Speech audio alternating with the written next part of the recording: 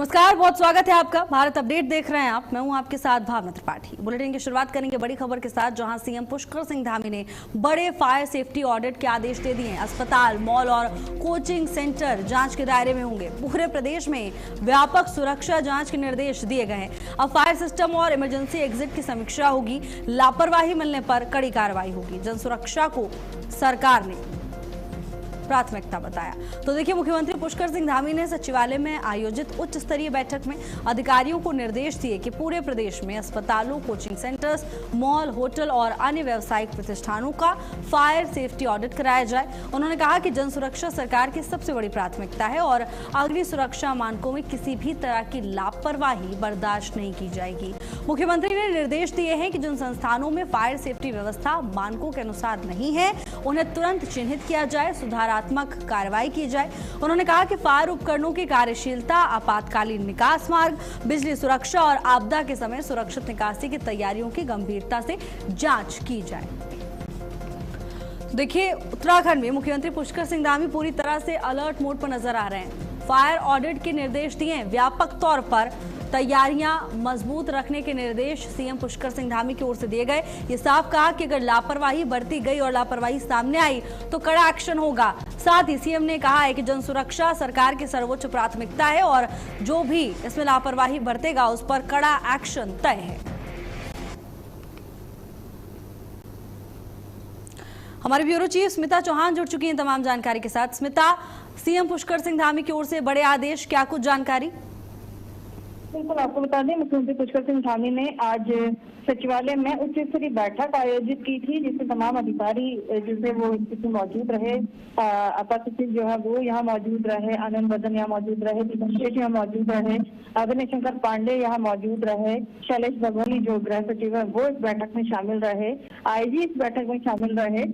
तो तमाम जो अधिकारी थे वो इस बैठक में शामिल रहे, क्योंकि जिस तरह से लखनऊ कोचिंग में हादसा हुआ है जिसमें 14 मासूम बच्चे जो है उनकी मौत हो गई छात्रों की, उसे देखते हुए मुख्यमंत्री पुष्कर सिंह धामी ने पहले ही सुरक्षा को लेकर कड़े इंतजाम करने के आदेश दे दिए। उन्होंने कहा कि किसी भी तरह से फायर सेफ्टी में के मामले में कहीं कोई चूक नहीं होनी चाहिए। उन्होंने सिर्फ कोचिंग सेंटर नहीं बल्कि उन्होंने हॉस्पिटल है, इसके अलावा जो व्यावसायिक प्रतिष्ठान है, सार्वजनिक स्थान है, होटल से मॉल है, अस्पताल है, इन तमाम जगहों पर जो फायर सेफ्टी को लेकर ऑडिट करने के निर्देश दे दिए। और कहीं भी अगर कोई कमी होती है जरा सी भी, तो तुरंत वहां पर कार्यवाही होगी। तुरंत लाइसेंस रद्द करने की कार्यवाही हो सकती है, चालान की कार्यवाही हो सकती है, सीलिंग की कार्यवाही हो सकती है। तो किसी भी तरह की कोई कार्यवाही यहाँ पर हो सकती है, लेकिन जनता की सुरक्षा के साथ किसी तरह का कॉम्प्रोमाइज मुख्यमंत्री बर्दाश्त नहीं करेंगे। ये उन्होंने साफ चेतावनी आज अधिकारियों को दी है।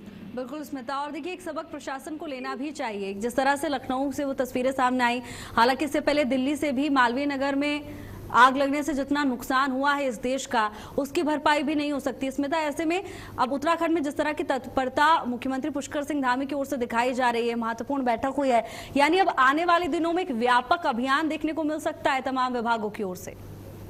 बिल्कुल, ये इस अभियान की शुरुआत अगर हम कहें तो कल से ही हो सकती है, क्योंकि मुख्यमंत्री ने कहा है कि तत्काल प्रभाव से इस चीज को किया जाना शुरू कर देना चाहिए। तो मुझे लगता है कि देर इस काम में बिल्कुल नहीं लगेगी। कल से कल से ही जो है यहाँ पर आपको इसके रिजल्ट देखने को मिल जाएंगे। और मुख्यमंत्री पुष्कर सिंह धामी की उनकी एक कला कहें या उनकी एक ये खूबी कहें कि वो जब इस तरह के साथ आदेश देते हैं तो प्रशासन को वो तुरंत अलर्ट मोड पे डालते हैं और तुरंत ही कार्यवाही जो है वो शुरू होनी चालू हो जाती है और उसके नतीजे बेहद जल्द हमें देखने को मिल जाते हैं। तो इसी तरह की तस्वीर जो है वो 1-2 दिन में सामने आनी शुरू हो जाएगी, जहां पर सख्त कार्यवाही करते हुए कहीं ना कहीं किसी ना किसी पर गाज जरूर गिरेगी। बिल्कुल स्मिता, आप देखना होगा आगे क्या कुछ हलचल प्रदेश में होती है। धन्यवाद आपका स्मिता तमाम जानकारी के लिए। और वहीं मुख्यमंत्री पुष्कर सिंह धामी ने नागरासू घटना को लेकर प्रतिक्रिया दी। उन्होंने कहा कि सरकार, पुलिस और प्रशासन सभी पक्षों को ध्यान में रखते हुए निष्पक्ष कार्रवाई कर रहे हैं। उन्होंने लोगों से शांति बनाए रखने और किसी भी विवाद को बातचीत के जरिए सुलझाने की बड़ी अपील की। सीएम ने बताया कि प्रशासन और पुलिस पूरी तरह से सतर्क हैं। पूरे मामले पर लगातार नजर रखी जा रही है। डीजीपी भी स्थिति की मॉनिटरिंग कर रहे हैं और संबंधित प्रतिनिधिमंडल प्रशासनिक अधिकारियों से मिल चुका है, मुलाकात हो चुकी है। उन्होंने कहा कि राज्य में 4 धाम यात्रा सुचारू रूप से चल रही है और इस साल बड़ी संख्या में श्रद्धालु पहुंचे हैं। मुख्यमंत्री ने कहा कि प्रदेश में किसी तरह का विवाद नहीं है और जो भी दोषी होंगे उनके खिलाफ कानून के तहत कार्रवाई होगी। उन्होंने ये भी कहा कि उत्तराखंड देवभूमि है और यहाँ सभी धर्मों का सम्मान किया जाता है, इसीलिए सभी को शांति और सौहार्द बनाए रखना चाहिए। तो देखिए, सीएम पुष्कर सिंह धामी की प्रतिक्रिया सामने आई इस पूरे मामले पर। और नगरासू में जो भी घटना सामने आई है और सभी पक्षों को हमने निष्पक्ष रूप से सरकार, प्रशासन, पुलिस कार्रवाई कर रही है और सभी प्रतिनिधि मंडल यहाँ पर प्रशासन के लोगों से मिले भी हैं और हमारे पुलिस महानिदेशक ने लगातार पिछले 2-3 दिनों से बात की है। और ये यात्रा का सीजन है और जहाँ 4 धाम यात्रा भी इस समय चल रही है और अपने आप में एक रिकॉर्ड तीर्थयात्री अभी तक वहाँ पहुँच गए हैं। 40 लाख संख्या वहाँ होने वाली है। हेमकुंड साहब की यात्रा भी जो है पिछले साल की तुलना में 20-25 हजार अधिक हो गई है। अभी शुरुआती दिनों में ही 1,25,000 के आंकड़े को छू गई है। और चूंकि उत्तराखंड में 3 बड़े स्थान हमारे यहाँ पर हमारे सिख गुरुओं के द्वारा जिनकी स्थापना की गई थी, चाहे वो हेमकुंड साहब हो, रीठा साहब हो, नानकमता साहब हो, वो उत्तराखंड में ही है। और प्रत्येक वर्ष यात्रा चलती है। सबका सम्मान करना हम सबका संस्कार भी है। देवभूमि अतिथि देवो भव की तर्ज पर हमेशा यहाँ पर लोगों का सबका स्वागत करती है। और वहीं हरिद्वार नगर निगम को बम की धमकी भरा ईमेल मिला है। ईमेल में हरिद्वार, ऋषिकेश, केदारनाथ, बद्रीनाथ का जिक्र है। अब धमकी के बाद पुलिस और खुफिया एजेंसी पूरी तरह से हाई अलर्ट पर आ गई हैं। नगर निगम कार्यालय समेत कई स्थानों की जांच की जा रही है। बम निरोधक दस्ता, सुरक्षा एजेंसियों ने तलाशी ली है। संवेदनशील धार्मिक स्थलों की सुरक्षा बढ़ाई गई और अब तक किसी भी संदिग्ध वस्तु का पता नहीं चला है। हालांकि प्रशासन मौके पर तुरंत पहुंचा और तमाम विभागों की ओर से कार्रवाई अमल में लाई गई है। ईमेल में हरिद्वार, ऋषिकेश, केदारनाथ और बद्रीनाथ का जिक्र किया गया है। जैसे ये ईमेल प्रशासन के पास पहुंचा, तुरंत प्रशासन एक्टिव मोड में आ गया। धमकी के बाद पुलिस और खुफिया एजेंसी एक्शन मोड में नजर आई। नगर निगम कार्यालय समेत कई स्थानों की जांच की गई। पूरे परिसर को खाली करा दिया गया। बम निरोधक दस्ता और सुरक्षा एजेंसियां मौके पर पहुंची और पूरे परिसर का चप्पा चप्पा विभाग की ओर से खंगाला गया। अब तक किसी की कोई भी संदिग्ध वस्तु बरामद होने की कोई जानकारी सामने नहीं आई है।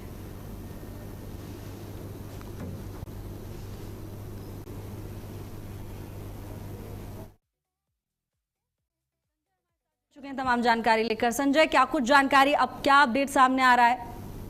निश्चित तौर पर आज उत्तराखंड के कई हिस्सों में हम लगातार देख रहे हैं कि बम से उड़ाने की धमकी दी गई है और लगातार जिसमें अब हरिद्वार की बात की जाए तो हरिद्वार नगर निगम को भी बम से उड़ाने की धमकी भरा एक मेल मिला था, जिसके बाद जो खुफिया एजेंसी है वो पूरी तरह अलर्ट हो गई। हालांकि डॉग स्क्वाड और जो तमाम टीमें हैं वो नगर निगम पहुंची और वहां पर गहनता से जांच की है, क्योंकि इसको लेकर हम लगातार देख रहे हैं कि केदारनाथ की बात की जाए या फिर देहरादून के अलग अलग हिस्सों में हम लगातार देख रहे हैं कि इस तरह की जो धमकी है वो पहले भी मिल चुकी है। लेकिन अब ताजा मामला आज फिर इस तरह की जो धमकी मिली है, जिसके बाद तो जो पुलिस थी, हरिद्वार जिला प्रशासन था और जो खुफिया एजेंसी थी वो पूरी तरह अलर्ट हो गई थी। हालांकि किसी भी तरह की कोई सुरक्षा में चूक ना हो, इसके लिए जिला अधिकारी जो हरिद्वार के जिला अधिकारी है और एसएसपी है नवनीत सिंह भुल्लर, उन्होंने साफ अधिकारियों को निर्देश दिए हैं कि किसी भी तरह की सुरक्षा में चूक ना हो, गहनता से जांच की जानी चाहिए और जो इस तरह की हरकत करने वाले अराजक तत्व हैं उनको भी कहीं ना कहीं पकड़ने का काम यहाँ पुलिस कर रही है। जी बिल्कुल संजय, अब कार्रवाई क्या कुछ देखने को मिल रही है और आगे जांच का दायरा कहां तक जा सकता है? बिल्कुल लगातार ही अगर हरिद्वार जनपद की हम बात की जाए तो हरिद्वार जनपद के अलग अलग हिस्सों में लगातार चेकिंग चल रही है। तमाम जो आने जाने वाली जहां पर क्राउड का क्षेत्र है वहां पर तमाम जो एजेंसियां है वहां जांच कर रही है। खासकर नगर निगम को यह मेल प्राप्त हुआ था। नगर निगम को ईमेल भेजने वाले की लगातार पहचान और सत्यता का पता लगाने के लिए तकनीकी जाँच एजेंसियां जो है वो लगातार काम कर रही है। जी बिल्कुल संजय, अब देखना होगा मामले में कार्रवाई होती है तो क्या कुछ खुलासे होते हैं। धन्यवाद आपका तमाम जानकारी के लिए। और वहीं विधानसभा चुनाव की तैयारियों के बीच राज्य में हिंदुत्व के मुद्दे पर सियासत तेज हो गई है। चर्चा है कि आने वाले चुनाव में बीजेपी और कांग्रेस दोनों हिंदुत्व के मुद्दे पर मैदान में उतर सकती हैं। अब इस पर उत्तराखंड क्रांति दल के केंद्रीय अध्यक्ष सुरेंद्र कुकरेती ने दोनों पार्टियों पर जमकर निशाना साधा।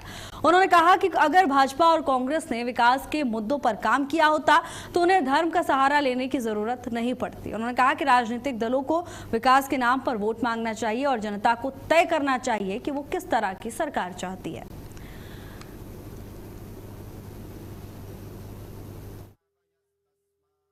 देखिए वो उनका है, उनके पास अगर उनके पास उन्होंने विकास किया होता तो तमाम ये चीजें जो है करने की आवश्यकता नहीं थी। हम ये कहते हैं कि आपके अंदर अगर आपने कोई विकास किया है इस राज्य का तो विकास के नाम पे वोट मांगेंगे, कहाँ दिक्कत आ रही है, सीधा कहना है हमारा। और दूसरा यह है कि आप ये उत्तराखंड की जनता को देखना है कि आपने इस राज्य को धार्मिक परिप्रेक्ष्य में ये इनको जो है मंत्री और संतरी बनाना है या विकास की ओर अग्रसर। देखिए धर्म के पुजारी हम भी अपने धर्म की रक्षा के लिए कुछ भी कर गुजरने के लिए तैयार हैं। वहीं देहरादून कलेक्ट्रेट में आयोजित जन सुनवाई के दौरान जिलाधिकारी डॉक्टर आशीष चौहान ने जनता की समस्याओं को गंभीरता से सुना।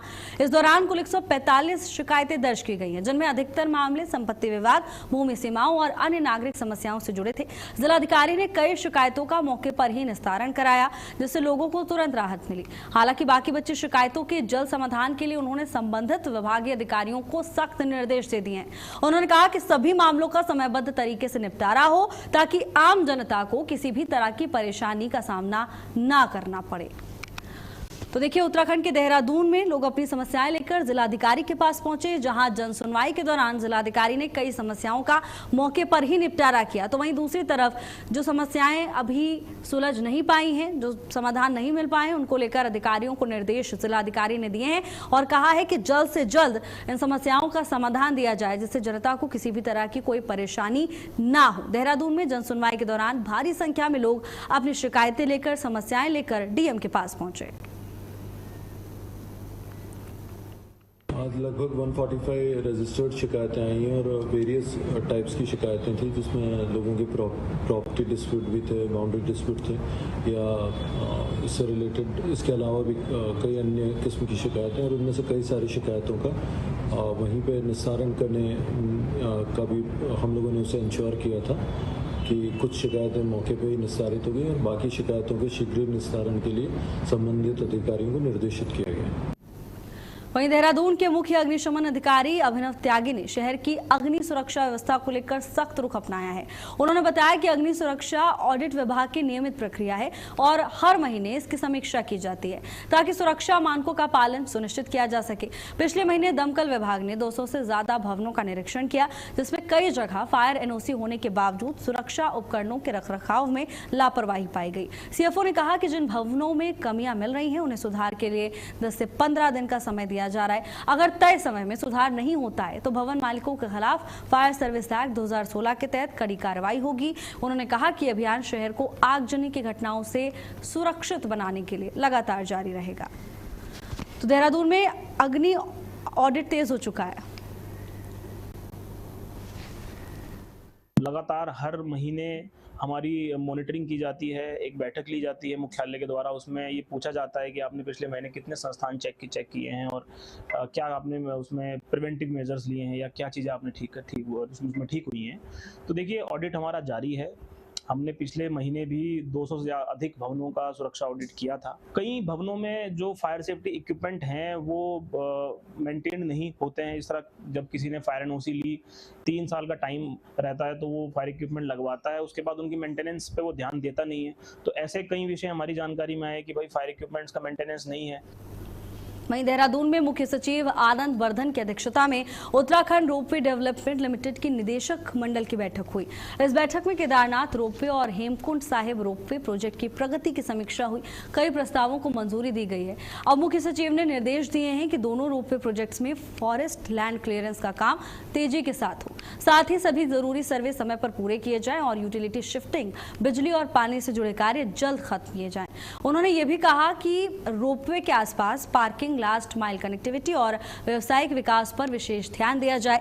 बैठक में बताया गया कि केदारनाथ रोपवे का लिडार सर्वे और वीडियोग्राफी का काम पूरा हो चुका है। जियो टेक्निकल और टोपोग्राफी सर्वे भी पूरी हो गई है। लॉजिस्टिक्स का ड्राई रन भी सफल रहा है। वहीं हेमकुंड साहिब रोपवे के लिए जमीन का सर्वे भी जारी है और खराब मौसम के कारण कुछ कार्यों में देरी भी हुई है।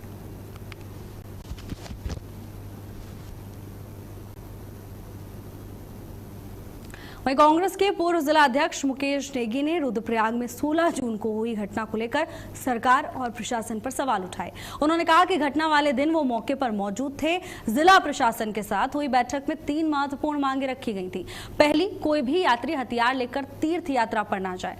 दूसरी, तनावपूर्ण माहौल को देखते हुए हेमकुंड साहिब यात्रा को 1 सप्ताह के लिए स्थगित कर दिया जाए। और तीसरी, कि घटना में घायल हुए लोगों को उचित मुआवजा दिया जाए। मुकेश नेगी का आरोप है कि प्रशासन और सरकार ने उनकी किसी भी मांग पर ध्यान नहीं दिया।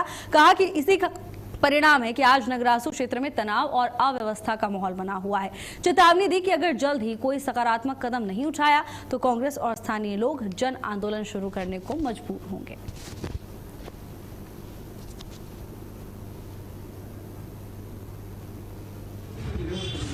कि चमोली की घटना को सरकार हरिद्वार लेके जा रही है। चमोली जनपद एक शांत प्रिय जनपद है। यहाँ के लोग सीधे साधे हैं, यहाँ की जनता सीधी साधी है। और घटना अगर चमोली की होती है, आप उसको सीधे हरिद्वार लेके जाते हैं। हमारे पास रुद्रप्रयाग में कर देते, आप पड़ोसी जनपद हमारा रुद्रप्रयाग है, वहां जहां अगर आपको चमोली पे विश्वास नहीं था तो आप रुद्रप्रयाग करते। वहीं हरिद्वार में अवैध अतिक्रमण के खिलाफ प्रशासन ने बड़ा अभियान चलाया है। टिबड़ी रेलवे अंडरब्रिज और अंबेडकर चौक के पास रेलवे की जमीन पर बने अवैध कब्जों को हटाया गया। रेलवे प्रशासन, जिला प्रशासन और पुलिस की संयुक्त टीम ने कार्रवाई की है। इस दौरान रेलवे की जमीन पर बनी करीब 40 से 45 झुग्गी झोपड़ियों को हटाया गया। प्रशासन का यह कहना है कि कार्रवाई रेलवे प्रशासन की मांग पर की गई है। नगर मजिस्ट्रेट ने बताया, सरकारी भूमि, सड़क किनारे, फुटपाथ और सार्वजनिक स्थानों को अतिक्रमण मुक्त करने के लिए यह अभियान लगातार जारी रहेगा। प्रशासन ने यह भी कहा है कि 4 धाम यात्रा, कांवड़ मेला और कुंभ मेले को ध्यान में रखते हुए शहर में व्यवस्था बनाए रखने के लिए ऐसे अभियान आगे भी जारी रहेंगे।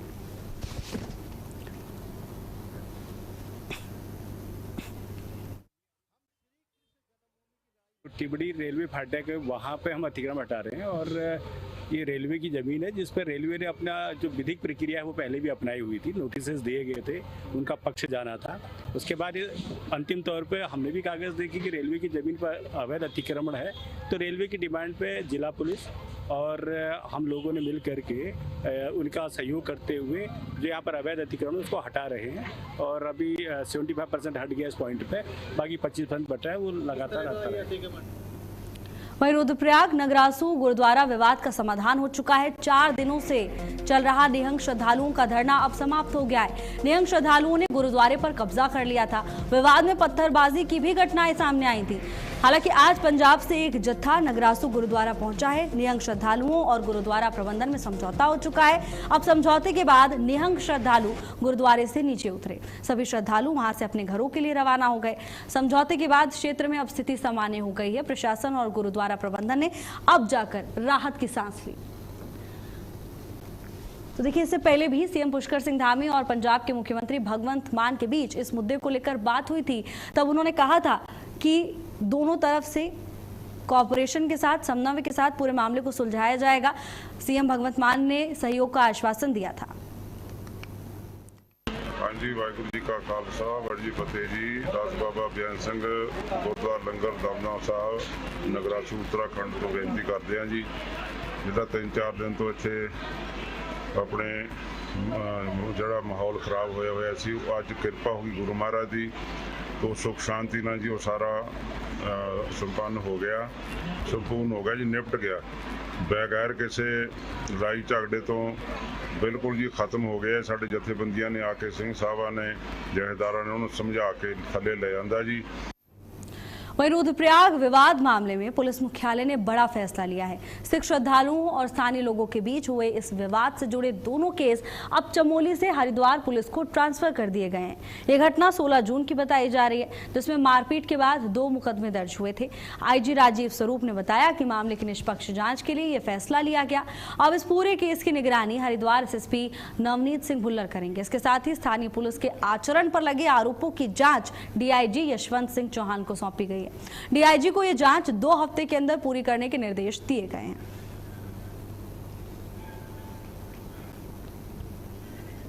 विवाद के पश्चात मारपीट की जो घटना हुई थी, उसमें सिख श्रद्धालुओं के विरुद्ध थाना कर्णप्रयाग में एक मुकदमा पंजीकृत किया गया था, जिसके संबंध में मेरे द्वारा पुलिस मुख्यालय को प्रेषित रिपोर्ट के आधार पर पुलिस मुख्यालय स्तर पर महत्वपूर्ण निर्णय लिए गए हैं, जिसमें घटना में घायल सिख श्रद्धालु के पिताजी की शिकायत पर थाना कर्णप्रयाग पर पंजीकृत उपयुक्त दोनों अभियोगों की निष्पक्ष, पारदर्शित एवं स्वतंत्र विवेचना सुनिश्चित करने के उद्देश्य से विवेचनाएं चमोली जनपद से हरिद्वार जनपद को स्थानांतरित की गई हैं, जहां वरिष्ठ पुलिस अधीक्षक हरिद्वार श्री नवनीत सिंह भुल्लर इसके निकट पर्यवेक्षण में विवेचनाओं को संपादित करेंगे। और वहीं देहरादून के लालपुल इलाके में एक सड़क हादसा हुआ। तेज रफ्तार बस सड़क किनारे मौजूद मजदूरों और राहगीरों पर चढ़ गई, जिससे 6 लोग गंभीर रूप से घायल हुए हैं। हादसे के बाद इलाके में अफरा तफरी मची हुई है। प्रत्यक्षदर्शियों के मुताबिक बस अचानक अनियंत्रित हो गई और लोगों को टक्कर मारते हुए आगे बढ़ गई। शुरुआती जानकारी में सामने आया है कि बस चालक को अचानक दौरा पड़ गया था, जिसकी वजह से वाहन से नियंत्रण खो गया। हादसे के बाद चालक को पुलिस ने हिरासत में ले लिया है, उससे पूछताछ हो रही है। फिलहाल सभी घायलों का अस्पताल में इलाज चल रहा है और पुलिस हादसे के कारणों की जांच पड़ताल में जुटी हुई है। वहीं चमोली जिले के जेठू लाबार डूंगरी गांव में 40 साल बाद नैनी देवी की देवरा यात्रा एक बार फिर से शुरू हुई। ये यात्रा पूरे 1 साल तक चलेगी। सोमवार को नंदप्रयाग के बंसवाड़ा में बांस न्योतने का धार्मिक अनुष्ठान पूरा हुआ है और इस मौके पर नैनी देवी मंदिर में पुजारियों ने पूरे विधि विधान के साथ पूजा अर्चना कर देवताओं का आह्वान किया, जिसमें भूमियाल देवता और नैनी देवी के पशवा भी शामिल हुए और उन्होंने ग्रामीणों को आशीर्वाद दिया। इसके बाद ग्रामीण बाजे गाजे, मांगल और जागर गीतों के साथ बांसवाड़ा के लिए रवाना हो गए। वहां आचार्यों ने बांस के पेड़ की पूजा कर अनुष्ठान को पूरा किया। देवी देवताओं के पशवाओं ने 5 बस के डंडे चुने, जिन्हें सम्मान के साथ गांव लाया गया। इस धार्मिक आयोजन में बड़ी संख्या में ग्रामीण और श्रद्धालु शामिल हुए। देर शाम नारायण बगड़ विकास भवन में ब्लॉक प्रमुख गणेश चंदोला ने यात्रियों का जोरदार स्वागत किया, उन्हें जलपान कराया और माता की दक्षिणा देकर सम्मान पूर्वक उन्हें विदा किया। फिलहाल के लिए मेरे साथ बस इतना ही, लेकिन देश और दुनिया की तमाम बड़ी खबरों के लिए बने रहिए भारत अपडेट के साथ। नमस्कार।